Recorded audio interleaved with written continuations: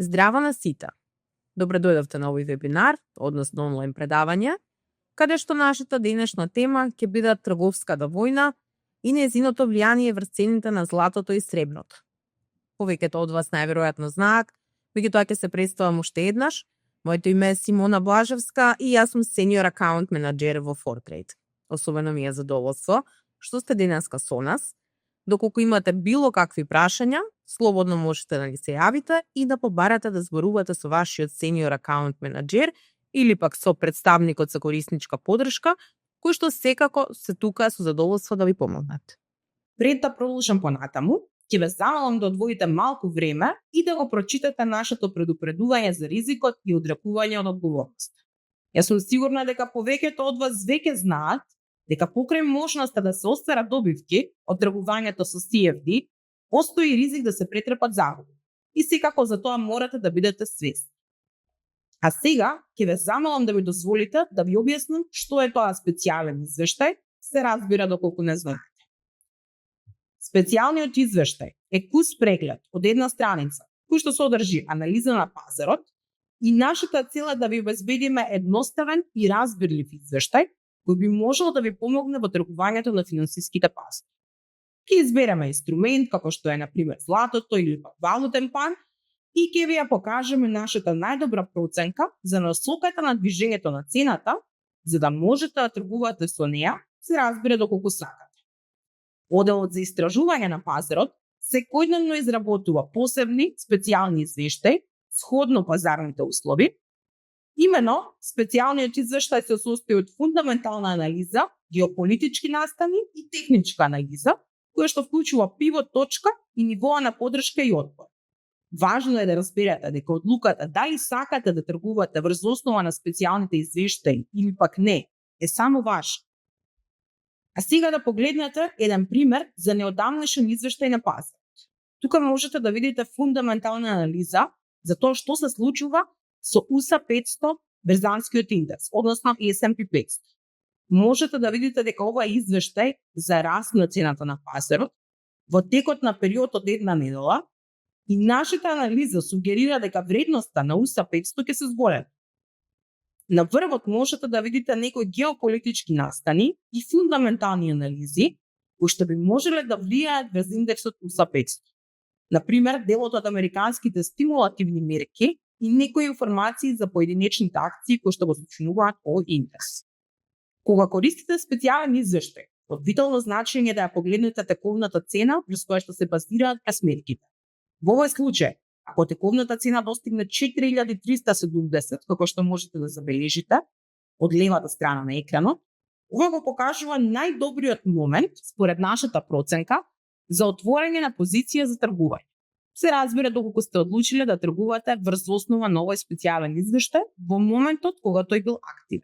Подолу може да ги видите насоката на трендот и временскиот период. Исто така, важно е да знаете како да ги користите опциите за запирање на загубата и земањето на профит.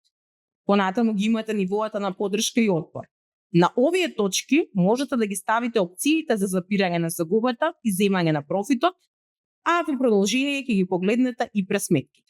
Ако ја затворите позицијата користејќи земи профит, можете да очекувате добивки кои што се прикажани на овие нивоа на отпор во зелените поли. Ако пак цената оди против вас, тогаш може да имате загуба на овој износ на овие нивоа кои што се прикажани во црвените полиња од табелата. И за крај, да напоменеме дека пресметките на добивката и загубата се базираат врз обемот на тргување од еден лот. А сега да преминеме на нашата денешна тема, а тоа е трговската војна, каде што САД воведоа царини за други земји и каков одговор добија.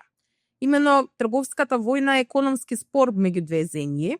Тоа може да се случи затоа што една или повеќе земји веруваат дека другите земји имаат нефер трговски практики, вклучувајќи ги и тарифите за увоз.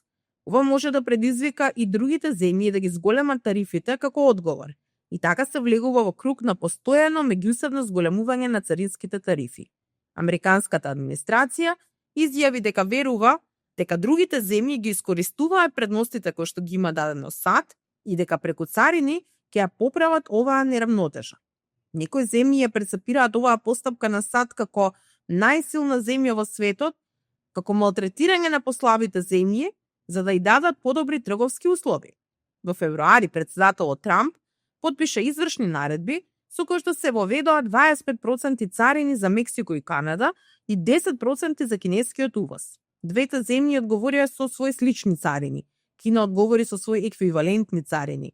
Во април САД наметна царини од 34% за сите кинески стоки, кои потоа пак беа зголемени на денешни 145%, откако Кина продолжи да одговара со свои царини за американските производи, при што кинеските царини за стоки, изразени во американската валута, изнасуваат 125%. На денот на ослободувањето, 2 април, Трамп ги представи реципрочните тарифи за повеќе земји, вклучувајќи 20% тарифи за стоките на ЕУ во најширокиот опсег на тарифи во последните 100 години. Но овие тарифи беа паузирани за 90 дена. Економското и пазарното влијание на трговската војна. Трговските војни не се сметаат за позитивни за глобалната економија. Со зголемувањето на тарифите, стоките стануваат поскапи. Луѓето може да изберат алтернативни производи или воопшто да ги избегнуваат да ги купуваат тие производи. Луѓето исто така може да почнат да се грижат за последиците од трговската војна и може да почнуваат да се откажуваат од купување на поскапите нешта.